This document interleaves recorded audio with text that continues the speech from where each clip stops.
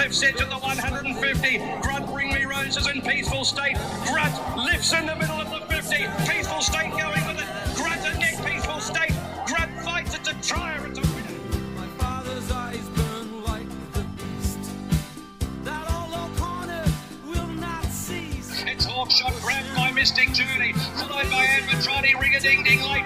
Mystic Journey with 100 to go. Races away. They're roaring in Tasmania. And Mystic Journey. An Australian, lucky to be an Australian, an Australian. The gate of blood, 100 metres to go. His big heart pounding. He's clear. He wins. Ball and heavy till the whistle. Lightsaber, 100 to go. Hudson riding it down. Lightsaber joined by Hitotsu. They're running off the track. Hitotsu just in front. Hitotsu is special. An Australian, lucky to be an Australian, an Australian. Moving up on the outside, Feroce though. Feroce up to Savaglee. Feroce going home better and won the Australian Guineas by 3/4 of a lap. Breathes in steam. Dream becomes reality. Reality becomes. And now on PG Podcast Network, it's time for the year-round carnival with Vince Accardi and your host, Racetrack Ralphy. Lucky to be previewing the Australian Guineas Day. Thanks so much for being a customer of Year-Round Carnival, Broderick Smith's Big Combo, and of course all of Matt Hill's fantastic work, courtesy of Racing.com. Vince Accardi from Daily Sexuals, good morning to you. Yeah, good morning, Ralphy. Lucky you're saying, because we're not doing anything in Sydney. Well, that's luck too. Yeah, exactly. Just typically perfect Melbourne autumn weather, or nearly autumn. It's autumn on Sunday. And we have a good look at the Australian Guineas Day. We don't need to spend much time here on this point. Rail out 2 metres, track will be perfect. Every horse gets its chance, doesn't it? Yeah, especially with this weather and that, it should be good speed in the ground regardless. I was just looking at those lane structures. 4 to 7 off the fence is probably the beginning, so yeah.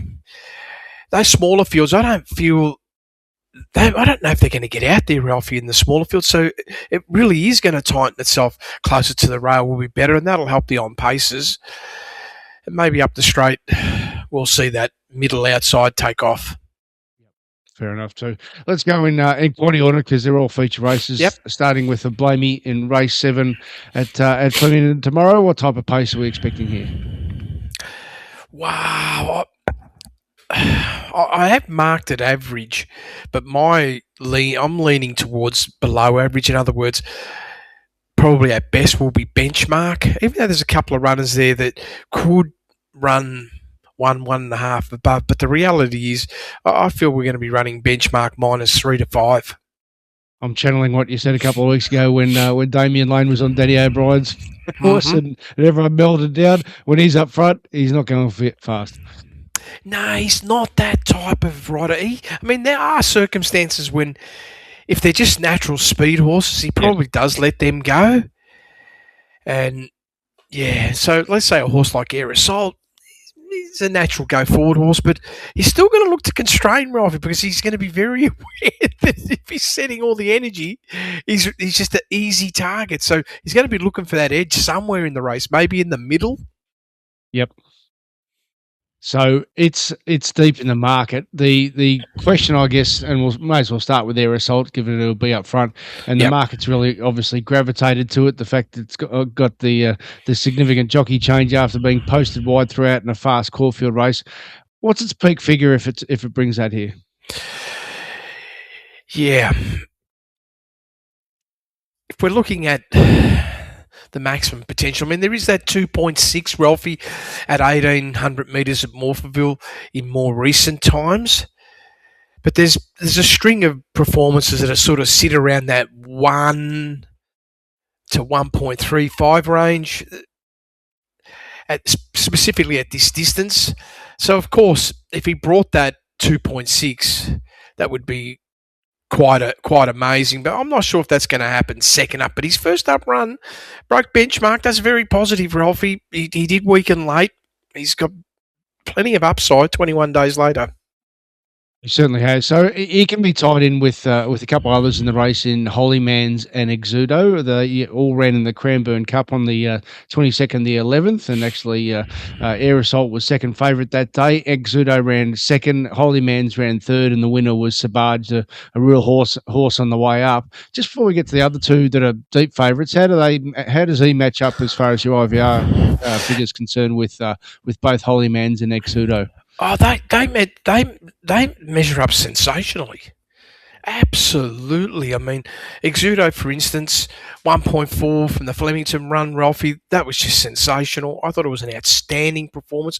I loved how powerful the last 400 metres is. Of course, I don't like to just put the little dampener on. The little dampener is it is second up after 14 days with a big run. So there's always that query. And again, it's just like early thinking about when you're looking at, investing in a race, what are some of the little signs you have to look at? And then on the flip side, let's say a horse like Holymans, when we see a horse that comes off a 35-day freshen up and pretty much test their PB, again, another stunning run at Caulfield with that 1.6 above benchmark, even though it didn't win, Ralphie, the intel clearly indicates that was a peaking performance.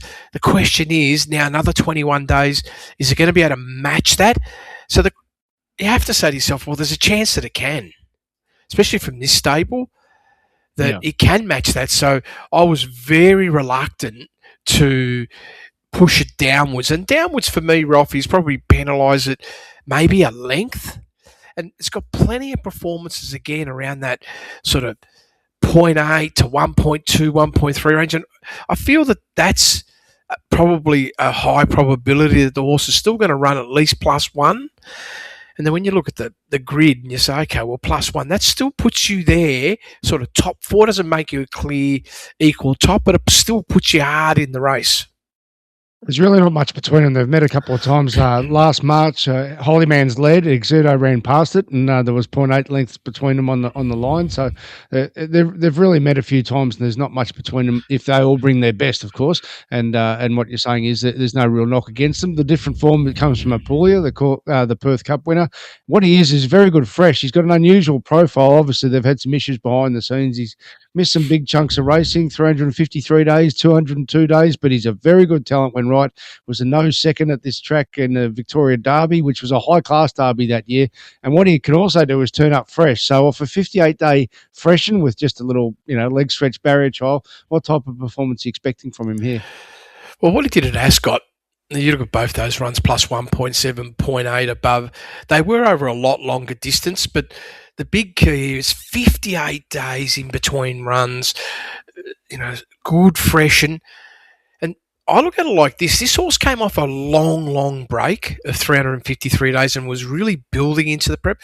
And even though its last run was at Ascot, I can't help but feel the horse was still peaking. And they've come back home. It's had the 58 days off. So I feel they're going to have a rock-hard fit horse and definitely freshened, like in terms of injecting speed back in the legs, which I feel that's really important. I worry about it a lot more when they've only had like 15, maybe 20 days off and then coming back. It's not like a big plus for them. And the other little question mark is, hasn't had that many opportunities at a mile, Ralphie. So I couldn't, consolidated ceiling, which sort of sits around that -1.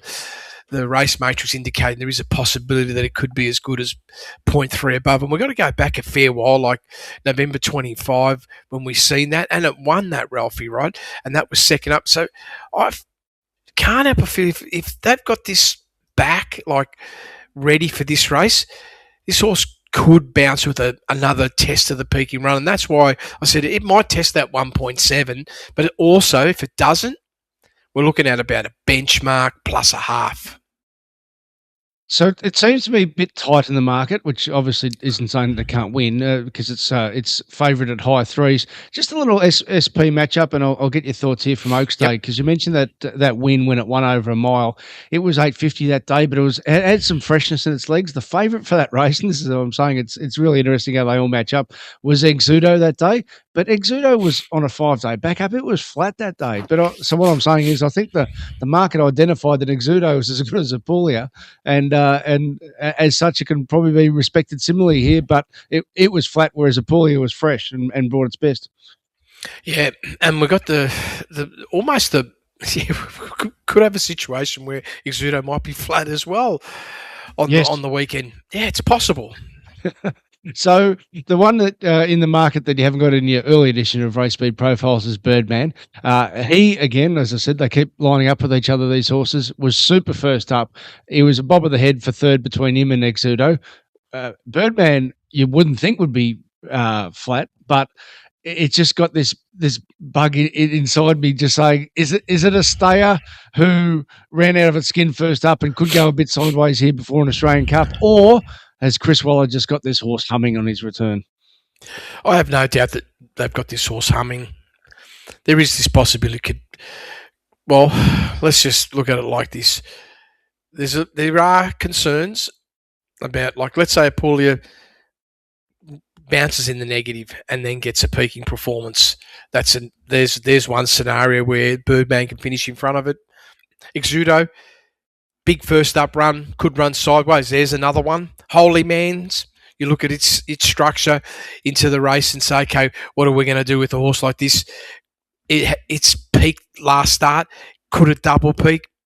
So all of a sudden, if you take those negatives on board and say, well, there's big clear signals for me to potentially take it on or look for something outside of those three, then this is one runner, even though it might be too short, class-wise is right up to this field. And the signal was there first up. Yeah, he sent a select team down this time in. We're going to get to another one in the second 60s, and obviously last week they had like a Lucy and Buckaroo run out of their skin. So the ones that he's sending down for the big races, they've turned up with their mouth guard in, haven't they? Yeah, they have, Ralphy. So I'm certainly not sitting here saying to myself, even though we've marked these horses as top four, that's just using basic logics and structure of this race, the reality is Birdman could easily beat them all. Right. Okay. Obviously, final edition come out tomorrow. Just 30 seconds on. Firstly, will he do it? Now, blinkers go on. I don't reckon they've worked out this horse yet. I reckon it's a head scratcher for Kieran Maher. He had a big boom on him when he was New Zealand trained. He had one run in the AJC Derby, tipped him out. Don't know if they ever got him right. And then first up at Caulfield, he was out the back and stayed there. But there was spec in the market for him. So you would think there's some kind of engine there. But at the moment, I can't put him in tomorrow's quaddie. What's your thoughts?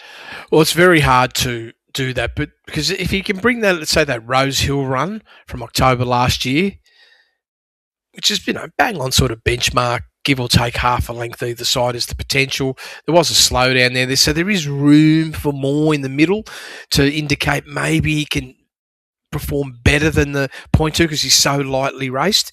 But at the moment, his trend is he's trending to the benchmark line. And even if he goes, say, plus a half, that just puts him in the mix with all the others. I don't see where's the edge. And 98 days off, very small amount of time. I have no doubt that first up running was reasonably fit, and therefore there might not be big improvement, but a couple of lengths for sure, and that puts you to benchmark. Right. Okay. We'll talk business tomorrow with that. Let's get to the Australian Guineas there. At the moment, the market's saying it's pretty much a 3-horse race, and it's up to us to pick it apart.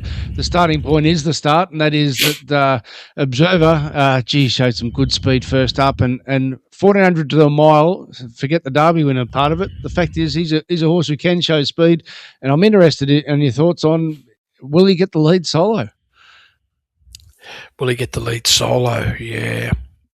He could easily get the lead. In lack of pressure. Yep. Big chance for that to happen. Ethan's pretty comfortable up front as well. He can go with the flow quite easily, Ralphy. And yeah, there's a big chance they could just dawdle here. Again, I'm sort of asking myself, if they go really slow, they're going to play right into its hands and probably into 60's hands as well. So is that going to be the strategy? Zach Payne going to try and do something? Is he even going to be thinking of that? This is on Victoria's Spirit. And even Daniel Stackhouse, is he going to be thinking anything different on Romantic Encounter? So just looking at the profile of those riders, I say to myself, maybe not. And we could find ourselves, Ralphie, we could be going 8 lengths below benchmark quite easily. At the moment, I'm just saying a little bit of tension, hopefully, because it's a high-profile race. Everybody wants to try and win, and they're going to try and get Observer, if they can, I hope, in something a little bit more uncomfortable, or really push that horse, and therefore we might get benchmark, but I don't see it being anywhere near a race with speed. It could be the Marduo up front because Wester Swin generally leads, but last start it was slowly away. So I dare say Ben Allen will be trying to get it out of the stalls from the inside, and it led all the way to win that Stut Stakes last year at Moonee Valley on the 26th of the 9th. So if the Marduo are controlling, they're not going to be attacking each other. No, again, yeah. That's exactly what I think as well, Ralphie. So his talent level is interesting. The gut feel after he won the Derby was that might be his only distance run of his career because he just won it on class, and we might not have seen the best of him yet either. So it's a bit scary for the opposition to try to run him down. What's his talent level expectations at a mile tomorrow? Well, the starting point's got to be that he's here to test his 0.9. He's come back, I feel, at least a 3-length better horse. Therefore, scope-wise, you can be realistic in saying to yourself that a +2 to 3 range is very probable tomorrow. And then you look at the drop-off after using so much speed in the race. And mind you, I felt even in that race there was a little bit of a dip between the 4 and the 2. So the distribution of energy wasn't clear in terms of even this horse putting a bit more of a gap in that win. So I would say bottom line, the absolute lows, +1. That's horse running sideways, Ralphie, +1. But I'm expecting about a +3. Well, that's going to make it very hard for 60s to run it down. At the moment on your early edition, he's his most advantage. The challenge looking at the map is, can Damien Lane slot in? Now, if he slots in, he could be dangerous because he was genuinely super first up. And the point you made on the Monday show after his win here was maybe that was a sideways run. Well, if that's the case and he explodes tomorrow, well, Observer's going to have to keep running to hold him out. Yeah, and this is where I feel he might be very lucky. Because if they go slow, Damien's just going to put him to sleep out the back. And he's going to be in the strike zone. He's still only going to be maybe 4 or 5 lengths off it. Now, maybe you can sit back and say, they've given Observer 4 or 5 lengths head start. That's a big thing. Yeah, that's true. It is a big thing. But the reality is 60's got a monster kick. And if there's speed, then that'll also suit the horse because he'll be guaranteed to slot in. It'll play to Damien's hands. And therefore, I see either way, this horse is set to, first of all, I feel outperform his +1.6 and look for a new PB, even though last start it was a 0.3 above, sideways run. The question is, could he rise to a +2 or 3? Well, if it's a perfect run race for him, why not? Why not? He can. And therefore make it a real contest. And rounding off the 3 that are at single figure odds is Planet Red. Now, Planet Red finished in front of Observer in the Caulfield Guineas. Observer was luckless running into an absolute dead end. Actually beat him on debut in a very fast Pakenham 1200 back in May. First up, out the back, you'd say, well, he's probably going to have a similar challenge today. But the interesting part is the ground made up was significant. Couldn't have done any more from his position. But if Observer improves, Planet Red's going to have to seriously improve again to beat either of them. For sure. And again, this is another horse, no ceiling.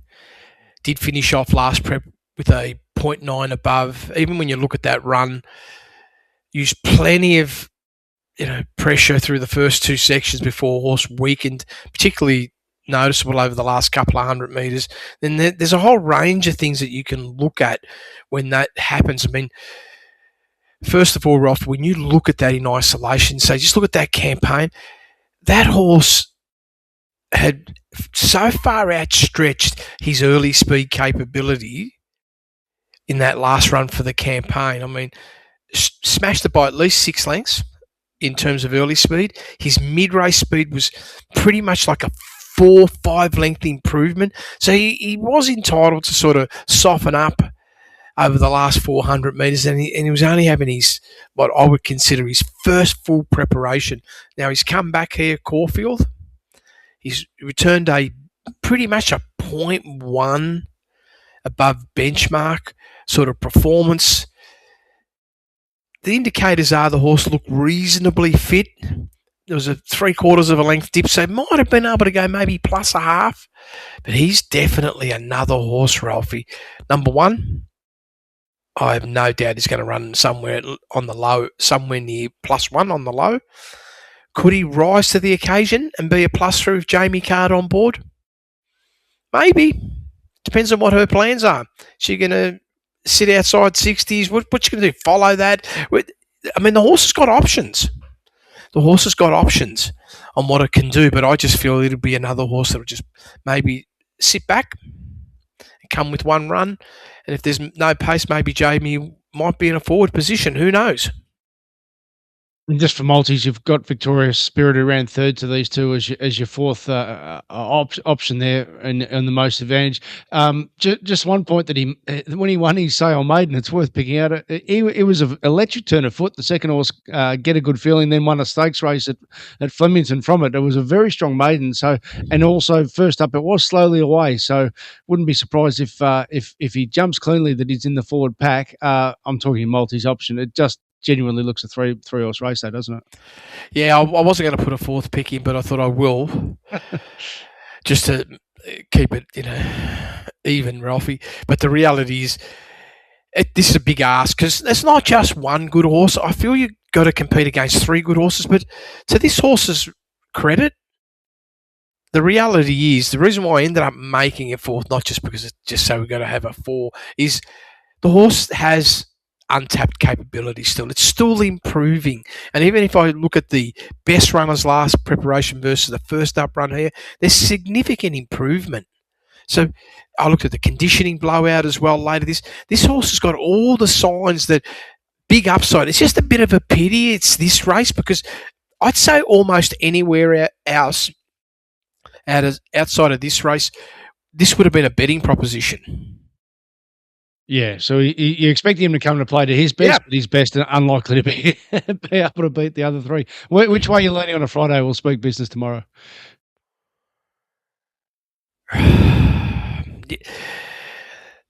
It's hard to go past Observer, Ralphie. Yeah. Very hard to go past them. Why? No pace, controls. Pace probably makes it very hard for others. And small field, who's going to get lanes there? If I was confident, like if the rail's out 5, I'd probably then maybe switch to 60s as being the horse, maybe. But right now, it'd be foolish of me to say this is going to be the situation. I don't know if they're going to get into the lanes, Ralph, and this will make it easier for Observer.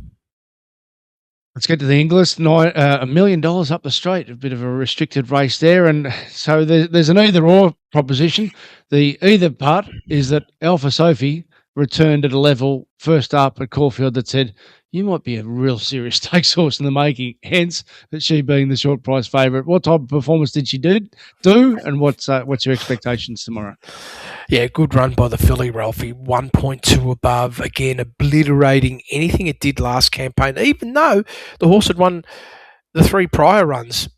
But they were sort of like around that 2 below benchmark, slightly worse. It's come back much, much better horse. Looked very forward as well, Ralphie. So the question is with the filly, how much is there to come? Maybe from conditioning, not a lot, but from race smarts and having that race under its belt, there's probably good level to come. But it doesn't need to. It really only needs to turn up and bring that 1100 metre profile to 1200, which I see absolutely no reason why I can't do that. And that automatically makes you hard top three. Well, part of Peter Moody's amazing career has been getting recruits and improving him significantly. Many from Queensland. This horse that you said when she won for him and Catherine Coleman at Moonee Valley, that was her first run for him. Was off a 5-week freshen, so obviously turned up fit. But then a good spell. How often do we see it when horses are recruits with good stables and they turn up with their first up a new level, they go on with it. They do, and I love the fact, like Moody, 21 days between runs. They're all like, you can just see they're just beautifully planned moves. And no doubt they had this on there as a target race. I'm not saying it's the only target, but it's definitely like you could just script it that this is the plan, and we should just get a high possibility of this horse maybe getting another one next to its name. Yeah, it's a good starting point. So I think the phrase is, if not her, who? So, what type of if she doesn't turn up, doesn't handle the straight, stays in the barriers, whatever. What's the case for the others? It does look genuinely open. It does. Well, first of all, what do we do with a horse like Nashville Jack? That Gold Coast run was pretty slick, Ralphy. Yes. There was a massive turnaround in terms of improvement, and I could see why. Okay, it was first up off a break. The two previous runs in that prior preparation, the tracks were, very wet, Ralphie. Even though the horse won on one of them, you can see on the WTI only a plus 2.8. Not a lover of it, and then it was sort of Frank the run after again on a wet track. Didn't deliver. Gets on a clean ground on the Gold Coast, first up off 147 days, and runs magnificently. Really put the writing on the wall that, hey, I've got some ability. Now it's been freshened up. The speed stays in the legs. It's got that markings of good straight line speed as well, Ralphie. Do we see Brad Widdop come very often to Victoria? I don't think so. But this will suit Damien Lane. He's definitely going to make it a bit of a contest. Whether it's the sort of horse you want to back, it's always a challenge. There's a couple that I wanted to be on in different races, but they've turned up here. One of them was Toronado Queen. It was electric that night at Cranbourne, wasn't it? Yeah, that was another big run. Best of the day. Plenty of speed in the ground. 1.1 above early, 2.5 above in the mid, and then weakened over the last 200 metres significantly, Ralphie. About a 3-length de-acceleration overall last 200 metres, just giving you the big signal that not only was I able to come out and produce a 0.9 above benchmark first up, but I've got more improvement to come. And Ural's the sort of trainer that when he gets the right sort of horse, he can get him to improve. And everything points to improvement to come. So he's not going to surprise me if he wins, by the way. If she wins this race, not going to surprise me at all. Right. So, because it's got a genuine bit of talent there. Absolutely. So far. Yeah. There's a couple others worth touching on. You've got Rohesia to round off your top four. It was a pretty fast race that it was in first up.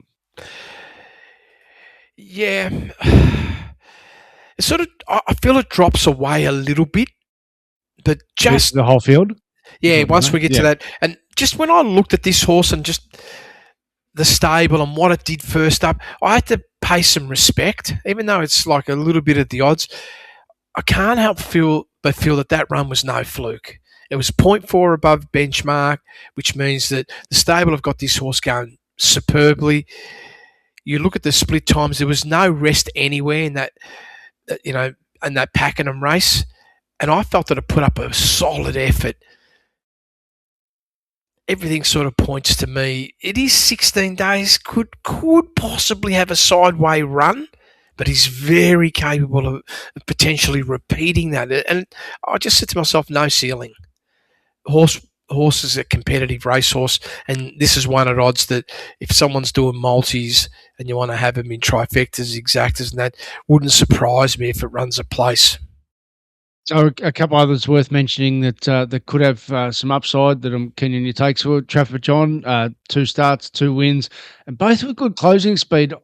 Notionally, that suggests that 1,200 up the straight will be ideal for it, drawn wide, and Ben Melham's obviously in very good form at the moment. Yeah, he's in good form. He probably had to ride something, Ralphy, just being nice. I'm keen to see what this horse can do. That very first race start, nice, 2.8 lengths below benchmark. Won at Pakenham, no real performance in my view. And usually when they're having their first prep, possibility is peaking tomorrow. Now the peak is going to have to improve at least 3 lengths on what it did at Sandown. And I just can't help but feel, I felt the horse turned up, first up Sandown hillside, very fit. Right. Yeah, so let's see. And to finish with, I don't want to not mention Get a Good Feeling. It's bugging me. So from this point of view, this is a filly that's really evolving. Like, it started odds-on favourite in the Oaks. I mentioned that Flemington Stakes win after it ran second in that strong sale race to Victoria's Spirit. What it's shown is an ability to produce a turn of foot. And the bit that's bugging me that I want to ask you about, why has Danny O'Brien chosen this race? So it's $1 million. He would have had multiple options for a stakes filly to sort of plot his way through. But maybe he's just said, you know what, let's keep some freshness in the legs, see what it can do over a sprint trip. Many Oaks winners have actually many Oaks performers aren't really stayers, they're sprinters or sprinter milers, and see what she can do fresh. Is there a chance that she can run a big race at sort of $19 odds? I would say yes, Ralphie, there is. Probably the little hurdles of this, it's a decent sized field, which it just depends where they come, because it's drawn inside. If they come up the middle of the track, probably helps it. If they go to the inside, I reckon it's gone. Yep. Because there's no edges, because all the power is going to be out wide, and all you're going to do is, if you're going to try and push yourself, out deeper on the track, then you're going to find yourself having to burn fuel. And I don't know if you can afford to do that. But this is a horse that you just look at its setup and end up peaking with a 2 lengths below benchmark at Caulfield on the 18th of 10th. Why couldn't it at least turn up and run that at the bare minimum at 1,200 metres? Is not unrealistic for that to happen. But the preference has got to be, they've got to be running to the middle, to the right-hand side, and then maybe it could get some advantages where it can test itself like a 1,200. But I don't know. I never speak to the O'Brien stable, but I'm sure they've got other things planned. Yeah, it's a kickoff run, but I reckon it's one of those genuinely watch the market, watch the parade pre-race, because if there's any movement for it, put it in your multis for sure. Race 10 on the program here, just a benchmark 84 over 2,000 metres. A couple of faultless runners here, and the starting point is Fjordnot's just been in a fantastic form. It was a bit lucky to beat Ambassadorial 2 starts back, when Ambassadorial was just shunted sideways by a wayward runner, and then Ambassadorial's won just an absolute, it was a barrier trial for prize money at Caulfield. It was just had everything on its favour. So hence, they're your top 2 runners. They're the top 2 in the market. How are you separating them tomorrow, if at all? Yeah. Well, Forion, how did you pronounce that, Ralphie? Forion? Fjordnot. Yeah, Fjordnot. There you go. I still can't pronounce it, even after you said it. I probably need to practice that word 100 times. That's it. The reality is this: that last start run, it ran second. The dip of 3.5 lengths between the 8 and the 4 didn't help the horse, but I feel that it helps the horse to retest its peak today. And the peak's 0.9 above at 1,800 at Flemington. Does it have to use that sort of speed here? Like, that race had plenty of pressure. I don't believe it's going to need that here. I feel that it's going to be in a situation where it can be a lot close to conserving speed, and conserving for this speed could be racing plus benchmark +1, which will be very comfortable for this horse, and an opportunity to retest the PB. And it's just a horse that's wants to be a racehorse. Yes, Hasn't been out of the money or prep. This is a money-making horse, Ralphie. I like it when I see that. And there are signs that indicate that the best is still to come, and we may get a glimpse of that tomorrow. So I'm paying huge respect to that. The other runner that is ambassadorial, Ralphie, obviously, this is on the way up, trending upwards. The McAvoy team, they're interesting stable to observe. Sometimes they just have them really screwed down, and they're running at sort of peak performances, and it's a little bit of, not saying exactly like what Waterhouse used to do, but then it's just a matter of, can you stay there and just evolve with, improvement or rise to occasion every time you're tested. This horse looks like, to me, has come in not in that type of condition, like rock hard fit, and was in real need of that first up run, and then it was a big use of energy early. I felt it was, even though it ran sideways second up, in my view, and it finished second, that was a sideways run, and it was a 0.1 above benchmark. And I just asked myself, well, this is just you wanting to be a racehorse, and you've got more improvement. And then it gets into that Caulfield run, Ralphie, and they're running 20 lengths below benchmark. That's literal hurdle, barrier trial speed, isn't it? Yeah, it's just, and then the horse won, right? Yes. And I'm just sitting back here, not a chance in a million could you have tested that. But all that does is help you here. So we're going to see where this horse can go in this race. It's a 5-year-old. Sometimes horses, these 5-year-olds can have stellar, campaign and just obliterate anything they've done in the past. And I just can't help but feel, Ralphie, that this horse is showing that sign. The writing's on the wall from the second up run. And that, to me, was a sideway run. And there was issues in that race. And then we've mentioned about what happened last start. So I'm very keen to see what this horse does here. Big respect. So he probably gets the box seat run with Extra Rush, and Georgie get mad in the race. Extra Rush, hard to knock an unbeaten horse. What's it been doing on the clock? Yeah, I wanted to make sure I kept this horse in. This is a very, very interesting horse, unbeaten. There's no way this horse last start could test that minus 3.4. First split time, plus 2.3. Massive slowdown in the middle, going from plus 2.3 to 3.8 lengths below benchmark.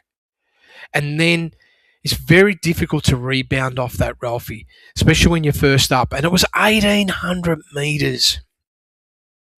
So I just sit here and say, well, even if it took half that, you're set to run benchmark. He's unbeaten. Never been. I don't believe this horse has been tested. Very solid sort of cruising horse as well. So in other words, it's adaptable. If there's pressure, the horse is going to be there. If there's no pressure, it's okay as well. Still does possess a bit of a sprint. So this sort of field looks good for the horse. And Ethan Brown, he's the perfect rider for this horse as well, Ralphie. Right. The left field runner, so just ask you about here for multis, is Politely Done. I just want to put this fielder on it. Take away his 2,400 runs. He doesn't run 2,400, and his 2,000 runs have been a little bit up and down, but with excuses. I just think that Pakenham run on Pakenham Cup Day, and also his Flemington win this track and distance in May, when making up significant ground from virtually a non-winning position, just says that if things go his way, $15 could be an option for multis. Yeah, obviously could be an option because the horse is very fit, and that 31 days is going to help the horse. Stable on fire. Yeah, and he's proved that when he had that 42 days fresh and then went to Flemington and posted a PB performance, right? But it was 2.7 lengths below benchmark. Got a few things in its favour, and what I mean by in its favour, Ralphie, is there's a setup of speed that worked for the horse. It's a little bit of a cruising horse, Ralphie. Doesn't, of course, if they go absolutely slow, then the horse has a big sprint, but so do many others, right? But if they run orderly with a little bit of tempo, I feel that the speed gets taken out of this horse in terms of how powerful it can run. And even with the 31 days off, It's going to be hard and fit. But I'm not expecting this horse to put down like a +4 or 6 last 400 and take advantage of the straight. And that makes it a bit of a challenge. And let's say it did. What are we looking at? About a -2 horse? Oh, maybe those others aren't that good then, Ralphie. I get what you're saying. Okay, let's go through the other races here in reverse order, starting from race 6. Bell Mercy put the screaming next time light on me. First start for Kieran Maher. Always a big one there from pretty much a non-winning position. Wintery was very good. And then there's some others that are coming from tight track easy wins, and by that I mean Educated and Headbanger, Cranbourne, tight track, Flemington, up the straight. Different dynamics here. How are you unpacking race 6? Yeah, well, first of all, we should start with Educated. I think he's got a good one here, Mark. Yes. I think he's got a good one, Ralphie. One race start, he goes 4.6 lengths below benchmark, third best of the day. I know, it's a Tatura, right? What are you going to get out of that? But what you can glean out of it is, first of all, top 10, first race start, 4.6 lengths below benchmark. It's not too bad, right? First up, Cranbourne, 144 days spell, breaks benchmark, second best of the day. There's no way this horse could have been tested. No way. Okay, early speed, 0.2 below benchmark. Between the 6 and the 4 has a 2.3 length slowdown. Now, when you're first up in a sprint race over 1,000, that's not a plus sign. And yet the horse rebounded with a plus 1.3 between the 4 and the 2 and a plus 2.4 last 200 metres. There's a decent straight at Cranbourne. I like that. And I'm sitting here saying I only see upside in your 29 days between runs. I'll be very keen to see where this filly levels out or gives us insight about where you're headed, because you could be a big leaper. So that's the big circle I put around that horse. And the scenario of 1,100 metres, I know the horse has already won at 1,100, so I don't see that any issue. So if there's any grey areas, is where they're going to run the race. That's the only grey area I see. Is, are we going to the inside? Are we going to be in the middle? Or are they flanking out to the far right? That's got to be the key, because barrier 1 is not the best barrier. If you're going to the inside, it's going to cost the horse a couple. And that might be the difference between winning or not winning. And if you go to the middle, you get some advantages, but you're still going to give the competition a little bit of an edge in terms of the others might be able to gain a length as opposed to 2 lengths. And that still makes it difficult, but you can overcome that. If they went real wide, then no. They go hard right, then I feel the horse has got plenty of opportunity to potentially put down its best performance. It just depends on, what's your thoughts on the rider? I think I always give them a little bonus if they've been the only one who's ridden them race day, and and she's been on it both times and done everything right. So I think she obviously got a good association with the horse. Rides well at Flemington. You're telling me that you've looked at stats that says otherwise. No, I'm just asking you little questions, right? So I haven't looked at that. That's all I've got to say. Yeah. So this is the thing. Yes. I talk about horses and say things, and then I look at them on the charts, and then if you're just looking at it without any, further depth, what happens is you just look at it and say, well, you're potentially a good betting opportunity. But when it comes down to the money, we have to look at all the other variables around that.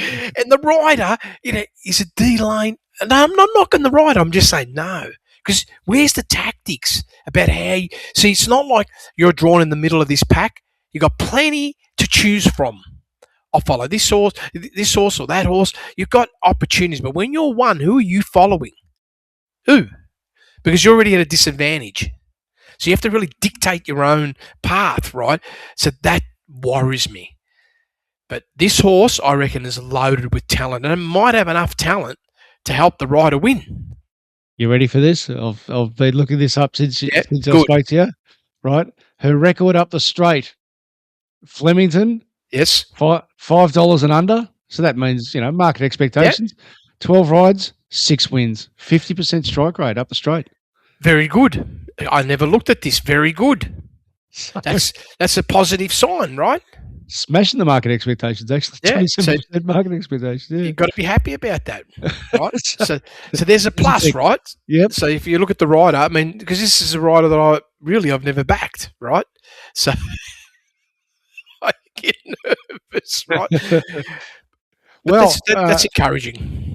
So coincidentally, I'm sure this is right. I hope I haven't put someone together that aren't together, but I'm pretty sure her life partner is Ethan Brown, who's riding the stablemate Belle Mercy, and Belle Mercy put the screaming red light on it. And we just spoke about Alpha Sophie and how good it was. Well, Wintery led them up, and our heads rolled off at its huge performance at Pakenham and went on with it with a very good performance.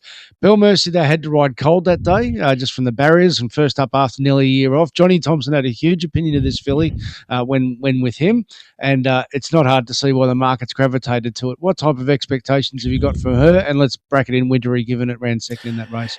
Yeah, well, the beautiful part is the horses come in first up, run half length below benchmark. Big signals everywhere. 3.5 lengths below benchmark early, plus 2.6 in the mid, plus 4.4 late. They're all big signs, Ralphy, that the horses, number one, made last campaign, which only had 2 runs, look like nothing. And the genuine improvement is when you look at that very first run at Randwick compared to this, and there's the sign. About 4 lengths.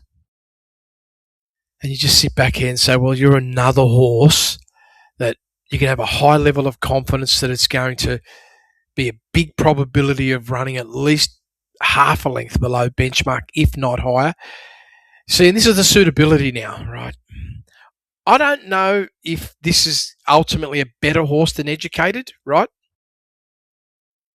In the setup for this race, this horse is drawn well. Drawn 8, right in the middle. Got the right rider on board, lots of options.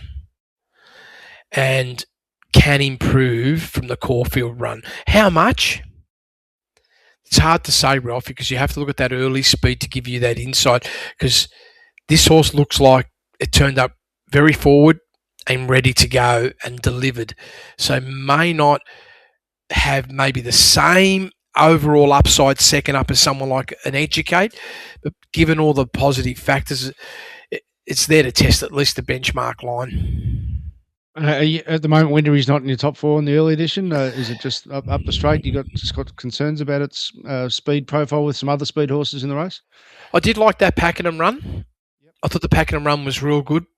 And then when I looked at the Caulfield run, I was a little bit disappointed on the finish. Now, maybe it's because I had to do a bit more work early. First time to 1100 in the campaign. Maybe they were the things that are against the horse, and hence the reason why I felt the horse was all out from the 400 to the finish line, and you can just see that deterioration. And then I just look at it. I know Tom Madden, but yeah, I wasn't getting the positive signals from the rider, the stable, just the way that horse finished off. I wasn't comfortable with it. I just felt this horse must have been so screwed down first up. It's your bounce theory 101, isn't it? Yeah. When they have short breaks and they perform so big, that's their best. Thanks Gorgeous was second favourite in that race at Caulfield behind Alpha Sophie, and was a bit disappointing, but I mean, it was wide, but usually that's no big deal over in the shoot race at Caulfield. But you're saying wouldn't be surprised if it rebounds, if it brings what it did this track and distance 2 starts back, it's probably somewhere around for multis.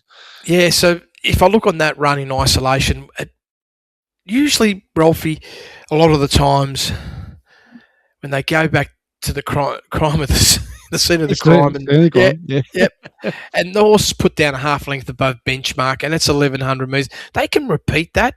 Yep. And so I got to pay respect to that, and saying, okay, well, if the horse repeats what it did 2 starts back, wow, then you're there.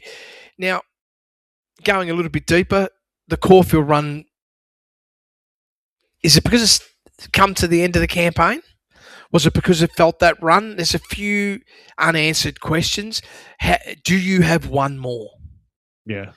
So I said to myself, well, you're 50-50 one more.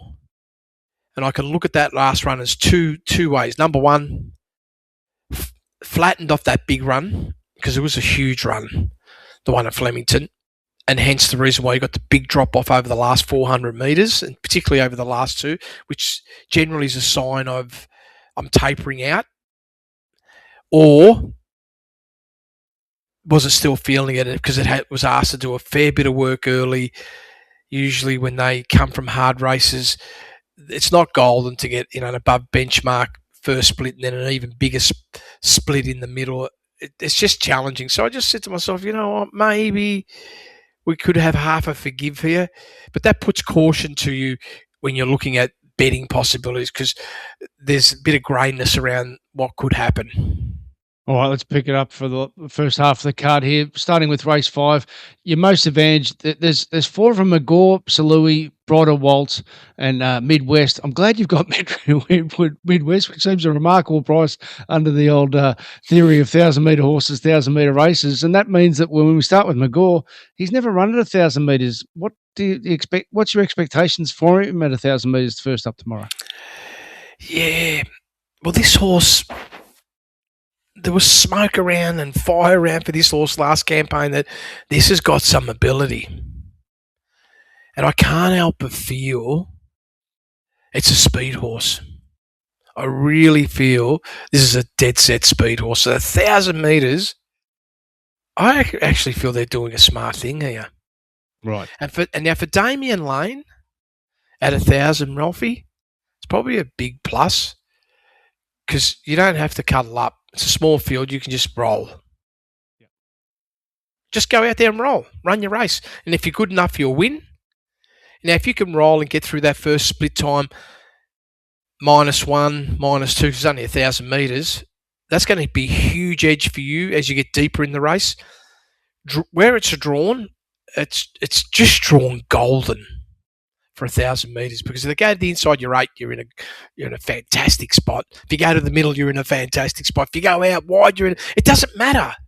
They're all plus signs. Your question will be, how will you go at 1,000? Well, I reckon it's a speed horse.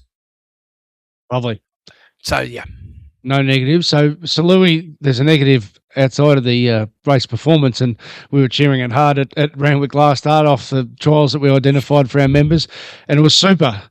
Bar plates, front, first time, 3-week travel. Thoughts? That's a problem, isn't it, Ralphie? Oh, I'm straight out the window when I see bar plate. Yeah. It only says front, by the way, but still, they don't put them on healthy feet. No, and it's just difficult. Bar plates generally, I'd say for the majority of horses, there are exceptions. They're going to run 2-3 lengths worse, right? Yeah. So the +1, though, fantastic. 1,000 metres, that run at Randwick was just sensational. But unfortunately, like you said, I didn't want to leave it out of the top 4 because when you get past these 4 or 5 horses, yeah, there's not a lot there, Ralphie. So even with the bar plates, you might go back a couple of lengths, but you still got an edge on a lot of others. Oh, for sure. So Yeah. Broader Waltz was scratched from the Oakley plate last week. This is how I read it. They were really happy with Gallant Sun, and they didn't want to waste 2 horses. So Gallant Sun's ran 3rd in the Oakley plate. They've reserved Broader Waltz for this. They know she's got other targets ahead, but they're very happy with her off 2 good jump outs. And she's proven up the straight, and proven up the straight, not just winning, but running very, very sharp time on it. Won over 1,200. What's your expectations over 1,000? I feel the horse can go well over 1,000. It's a winner at 1,000 metres, Ralphie. I know not with the same sort of level of performances. Its best performances have been bang on 1,200, but this is a good place to start. I don't think there's any favours. You're drawn inside. Mellon's not going to have too many options. What's he going to do? Maybe he'll have a few more options if they go to the middle.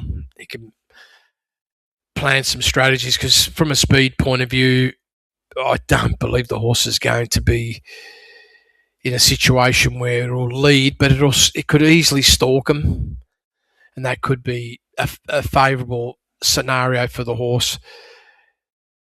It's there in the top 4 because it's got the class, and there's this little group of horses here that have just got such an advantage against the rest of the horses that it's hard for this horse not to run really well first up and be a top 4 threat. Midwest won this race last year when just Mark Zara got out in front and just did his own thing and was unchallenged. It's, as I said at the start of this race preview, 1,000-metre horses, 1,000-metre races. It's a 1,000-metre horse for sure. Could he give him some curry up front at $15? Yeah, well, he's probably the horse that might make it a little bit uncomfortable for Damien Lane in the sense where whilst he could go out and let the horse cruise and lead, he might have a bit of annoyance outside it. And that's Midwest, who might say, I might just take you on. And I don't know if McGraw's going to be the sort of horse that's going to say, yeah, well, I'll let you take me on. I might just want to fight the battle with you, right? And this could happen between these two, and speed's injected. And given the fact that Midwest has had that run and had a massive drop-off over the last 200 metres, a 4-length deterioration of condition, last 200, Ralphy, that's 100% all condition. It's going to be perfect. And this stable, they got their horses singing. And this is no exception. Even though this one didn't get a victory or didn't get in the money, we're going to see a sharp improvement, and loves 1,000 metres. Now, what's the sharp improvement? It's a benchmark horse, right? Yep. So it's not like it's a situation where others can't match that or beat it, but it's going to get some advantages. And it's just a matter of what happens with McGraw versus him. Race 4 on the program here. Early edition most advantage Astral Flame. The part I want to ask you about. Is there a chance of any flatness off that big early exertion at Pakenham when it led throughout last start? At Cranbourne, not Pakenham. And by extension, then the matchup there of Sneaky Sunrise and Aha. What did Sneaky Sunrise do wrong last start for it not to be deep in the market? So I'm just keen on your takes there. Yeah, well, this stable's very interesting, Ralphie, with Astral Flame. What a run first up. 0.8 above benchmark, best of the day. Unbelievable. The pressure in that race as well. Absolutely entitled to drop off. The challenge is it's a 4-year-old man second up 15 days. And you're right, Ralphie. We could see a big sideways downwards run. Quite possible, but this stable you've got to be a little bit guarded, Ralphie, about what may or may not happen. So I'm a bit nervous. This horse could just peak again, right? It's just very possible from this stable. So I didn't want to rule that out, even though on the normal cycle I would be saying you're probably going to run a length below that. So that's possible. Sneaky Sunrise, deep in the campaign, hasn't broken benchmark. Last start, as close as we can get so far, 0.9 below. Golden setup, 3.5 lengths below benchmark early. Beautiful for the horse. Good move in the middle without overextending, plus 2.7. And then finished off well, last 400, 2.7. But I note that last 200 metres, Ralphie, a 1-length taper. Well, it's not conditioning, is it? Soft early, solid in the middle. It's campaign driven. So you could be ready to go negative. This is a good stable though, Ralphie. Good stable. A little bit like the Mars. They can keep them up. So I'm paying respect to that, right? And saying, okay, well, maybe. But that signal late was a little bit of a negative for me. All right. Race 3 on the program here. Bonds Rich is likely to lead. The one from left field that worth mentioning, I thought, was Red Galaxy. Late scratching last week due to mucus, so that can just mean don't worry about it. Don't let it worry you as opposed to like bar plates, for instance, that I mentioned. So just at odds. But what's your thoughts in race 3 briefly? Well, it's a horse that's in good form. It's got a 0.1 above benchmark 3 starts back. That was at Cranbourne. Last start, 0.1 below benchmark, also at Cranbourne. Horse is in great form. I felt that last start I had to really do it tough. Plus 3.7 early, plus 3 in the middle, really stretching all of its boundaries and entitled to soften up late. And there's an either-or scenario with this horse, Ralphie. It's a small field. I just feel there's no way there's going to be the same tension. What happens when these horses, even if it may have come right to its top and you're running 6-7 lengths softer through the first half of the run, you're going to look extremely dangerous when you're on a upfront horse that likes to be up on the speed. Could make it very hard for anybody to run down if you've got that one run left. And just finally, I was going to brush the race, but may as well mention it, given it's $7 each way. But Behaviours are on top selection, on top in the early edition, and it's like I said, $7 each way. I think it's finally got its right race. It's been crying out for the right race shape, and you're suggesting tomorrow it might come. Yeah, it's almost a good betting proposition. Love the rider. Very, very good. Horses come, when I say come right to its top, that run at Caulfield 2 starts back, that minus 1.3, that's probably the signal where I felt this horse could have peaked at its next start, but then it gets in a race at Flemington and they're going 11 lengths below benchmark. And they're still running 4 lengths below benchmark in the mid, so it's just a 400-metre race.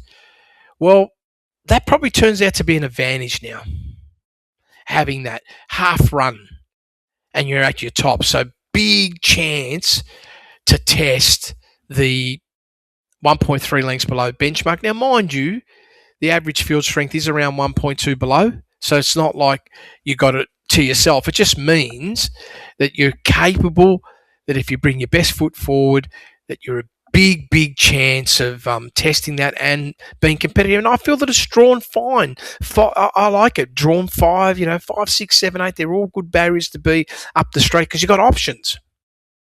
No doubt. All right, that concludes our hour. Really appreciate you being a customer of Year Round Carnival. Tomorrow, once scratchings are through, all business edition, just a 10-15 minute, but hopefully it gives you some good insights into tomorrow's big meeting at Flemington, the Australian Guineas.